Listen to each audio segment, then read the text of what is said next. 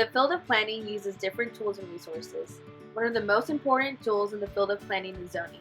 Zoning is a tool that was created to regulate the use of land and also facilitates the protection of community health and community safety. Zoning limits the heights, yards, courts, open spaces, areas of trade, industries, location, specified building uses, and boundaries of districts. Zoning is a crucial tool when creating a community. So, how did zoning come about? During the early 1900s, large cities were combating the issues of oversupply of office space, shadows cast by buildings, congestions, and health concerns caused by added development. There were many tall buildings erected in the 1880s due to the advancement of technology. New York City was the first to create a zoning ordinance. During the early 1900s, New York's economy was booming, and New York's land was a hot commodity.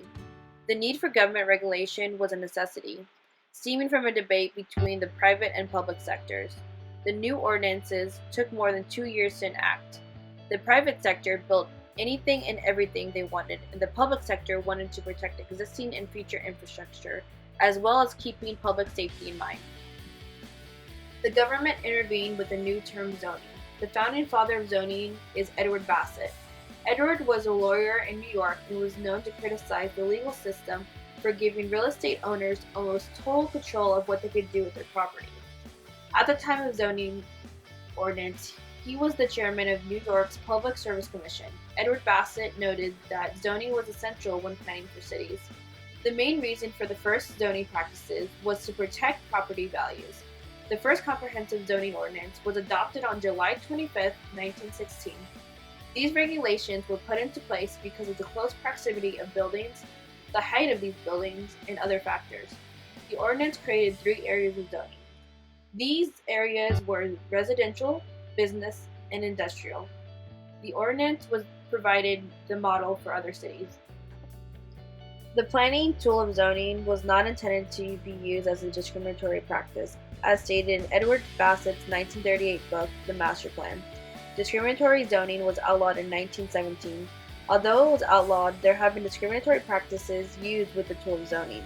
Some of these practices include redlining, which helped build wealth for white families and shun minority families. Slum clearance was also another zoning tool that was used to destroy many single-family lots and dislocate many minority families. Anti-density zoning has increased black residential segregation. Zoning has also been a barrier when it comes to education for children. According to Candace Stonewall, a planner for the city of South Lake Tahoe, California, it takes a lot of time and dedication to create zoning in a community. Zoning can also be used as tools to debate certain opinions and oppositions. A famous and well-known planner, Jane Jacobs, was an advocate of high-density areas, mixed uses, small-scale friendly blocks, and the revival of historic buildings for future use. Jane saw firsthand while living in the community she was planning for what their needs were, and what did and did not work for them. Her zoning criteria is still used today and works for many cities. It makes sense to have high density for pedestrian walkability, mixed use so people can have access to services and goods they need, small-scale blocks to help with walkability as well as accessibility, and reusing older buildings to help keep areas sustainable. With that being said, it is also notable to say that the communities and people are very complex, and people living within those communities are just as complex. Planners must get to know the people of the community in order to know what their needs are. Zoning is a tool that can either work for residents or harm residents. Planners need to understand how important their decisions are when creating zoning. New zoning needs to be well thought out, and a planner must keep in mind the lasting effects of their zoning work. Candace Stonewall helped create the new zoning code for the entire city of Harrisburg, Pennsylvania. She stressed that the planners need to make sure that they are doing right by the people. She said a planner should never make a decision that would weigh heavy on their conscience. Candace explained that zoning takes place on an incremental level and typically not done on a larger scale like zoning an entire city. Incremental planning is a great way to pace the city and see what effects it has on residents as to control possible negative effects. Things that are laid down the grid will be there for generations to come.